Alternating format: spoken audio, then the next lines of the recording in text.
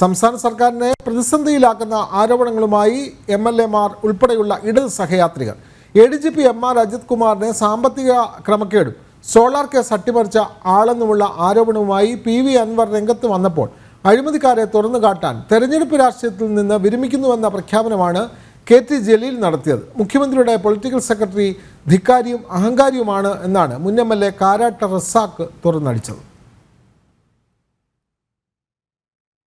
ADGP MR Ajith കുമാറിനെതിരെ ഗുരുതര ആരോപണവുമായാണ് തുടർച്ചയായ രണ്ടാം ദിവസവും PV അൻവർ MLA രംഗത്തെത്തിയത്.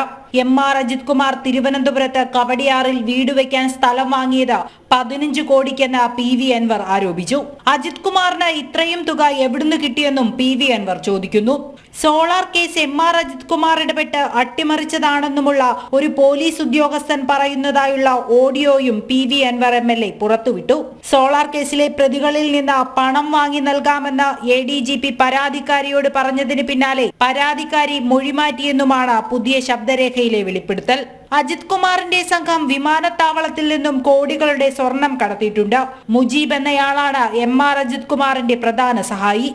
മുഖ്യമന്ത്രിയുടെ ഓഫീസിലെ ഫോണും സംഘം ചോർത്തുന്നുണ്ടെന്നും PV അൻവർ തുറന്നടിച്ചു. എടവണ്ണ കേസിൽ നിരപരാധിയെ MR അജിത് കുമാർ കുടുക്കിയെന്നും അൻവർ ആരോപിക്കുന്നു. ഇതിനു പിന്നാലെയാണ് തെരഞ്ഞെടുപ്പ് രാഷ്ട്രീയത്തിൽ നിന്നും വിരമിക്കുന്നുവെന്ന പ്രഖ്യാപനവുമായി KT ജലീൽ MLA രംഗത്തെത്തിയത്. ഉദ്യോഗസ്ഥരിലെ കള്ളനാണയങ്ങളെ തുറന്നുകാട്ടാൻ പോർട്ടൽ തുടങ്ങുമെന്നും ജലീൽ പറഞ്ഞു. മുഖ്യമന്ത്രിയുടെ പൊളിറ്റിക്കൽ സെക്രട്ടറിക്കെതിരെയായിരുന്നു കൊണ്ടോട്ടി മുൻ MLA കാരാട്ട് റസാഖിന്റെ വിമർശനം. PK ശശിയുടെ ധിക്കാരവും അഹങ്കാരവും CPM സഹയാത്രികർക്ക് യോജിക്കാൻ പറ്റുന്നതല്ലെന്ന് കാരാട്ട് റസാഖ് ഫേസ്ബുക്കിൽ കുറിച്ചു. CPM സഹയാത്രികരുടെ പ്രതികരണങ്ങൾ തീർത്ത പ്രതിസന്ധിയോട് എങ്ങനെ പ്രതികരിക്കണമെന്നറിയാതെ വീർപ്പുമുട്ടുകയാണ് CPM നേതൃത്വം. ജനം, കോഴിക്കോട്.